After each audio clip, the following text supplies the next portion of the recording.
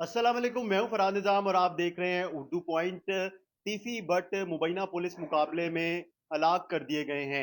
ये पुलिस मुकाबला कहां पर हुआ और कौन सी टीम ने पुलिस मुकाबला किया, कितने साथी मुबैना पुलिस मुकाबले में यानी कि छुड़वाने के लिए तीफी बट को पहुंचे थे। तीफी बट के जो पुलिस का बताना है, क्या असल हकायक है, इस पर बात करते हैं। हमारे साथ सीनियर सहाफ़ी मियां आबिद मौजूद हैं। मियां साहब, मुबैना पुलिस मुकाबले में तीफी बट को हलाक कर दिया गया है और गुज़िश्ता रोज तक पुलिस ये नहीं मान रही थी कि तीफी बट को दुबई से वो लाहौर लेकर आ गए।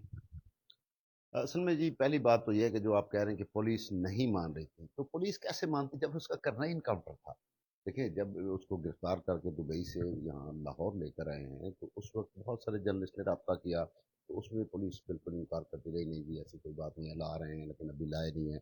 उसकी वजह ये थी कि अगर वो आपको बता देते, ओन कर लेते, तो उसके बाद गिरफ्तारी डालनी पड़ती, और गिरफ्तारी अगर डाल दी जाती तो 24 घंटे के अंदर अंदर उसे अदालत में पेश करना था। इसलिए ना तो वो ये बात तस्लीम कर रहे थे, और ना ही उन्होंने उसकी गिरफ्तारी डाली थी। इसलिए उसको यहाँ से रहीम यार खान ले जाके मार दिया। जबकि जो हकायक हैं वो इसके बिल्कुल अगेंस्ट हैं, क्योंकि इन्होंने परसों रात यानी 10 अक्टूबर की रात को ये लेके आए हैं। रात को 12 बजकर 47 मिनट पर एक फ़्लाइट जो है वो लाहौर पहुंची है, और वहाँ लाहौर में उसे एयरपोर्ट से जूम ट्रेनिंग सेंटर में रखा गया, जहाँ पे सीटीडी का भी हेडक्वार्टर है, ट्रेनिंग सेंटर भी है, और इसका अपना सीसीडी का भी वहाँ पे कोई अमल दखल है। तो वहाँ पे उसको रखा गया। उसके बाद रहीम यार ले जाया गया, लेकिन जो उसके अगेंस्ट प्रेस रिलीज जारी की गई है वो ये की गई है कि ये इसको कराची एयरपोर्ट से बरास्ता रोड जो है वो गाड़ी के जरिए लाहौर लेकर आ रहे थे। तो रहीम यार खान के इलाके कोर्ट सब्जल में पहला मुकाबला हुआ। इसमें दो इनकाउंटर इन्होंने किए हैं।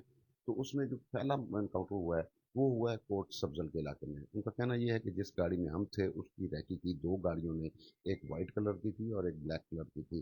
तो उन गाड़ियों को ने आके इनको इंटरसेप्ट किया। तो इंटरसेप्ट करने के बाद क्रॉस फायरिंग हुई। क्रॉस फायरिंग में एक कांस्टेबल जो थे वो जख्मी हो गए, और उसके बाद वो तीसरी बट को छुड़ा कर ले गए और फरार हो गए। तो इन्होंने पूरे जो जिला रहीम यार खान की पुलिस थी उसको अलर्ट किया। तो थाना है अहमदपुर लम्मा, वो भी रहीम यार खान के इलाके में। तो वहाँ पे उन गाड़ियों को रोका गया, और फिर वहाँ पे क्रॉस फायरिंग हुई। उसमें भी एक और कांस्टेबल जो है उसको भी जख्मी करार दिया गया। और उसके वहाँ पे तीसरी बट जो था, उनका कहना यह है कि अपने ही साथियों की, ये एक पुरानी कहानी है जो सीसीडी चलाती आ रही है, तो उस पे वो वहाँ पे मारा गया। लेकिन इसमें एक चीज़ जो है ना वो बड़ी यानी कि उसको खराज तहसीन भी हम पेश कर सकते हैं, क्योंकि सीसीडी के ऊपर ये इल्ज़ाम था कि छोटे मोटे लोगों को मुकाबलों में पार कर रही है, जबकि कोई बड़ा नाम नहीं आ रहा। तो तीफी बट लाहौर का सबसे बड़ा डॉन था, सबसे बड़ा नाम था। भत्ताखोरी, कत्ल, कब्जे, बहुत सारे मामला में इन्वॉल्व था, और पहली बार गिरफ्तार हुआ और इनकाउंटर हुआ। अच्छा, जिस तरह तीफी बट को मुबैना पुलिस मुकाबले में हलाक कर दिया गया है, तो कोकी बट का केस किस तरह आप देख रहे हैं? अगर तो उनकी जमानत खारिज हो जाती है क्योंकि वो बेल पे हैं अभी, तो उनका भी मुबैना पुलिस मुकाबला किया जाएगा? क्या किया जाएगा? देखिए, इसमें मैं समझता हूँ कि हुकूमत ने एक स्टेप लिया है, जिसमें ये कहा जा रहा है कि जी ये गैंग, ये डॉन, ये चीज़ें ख़त्म होनी चाहिए, और शरीफ लोग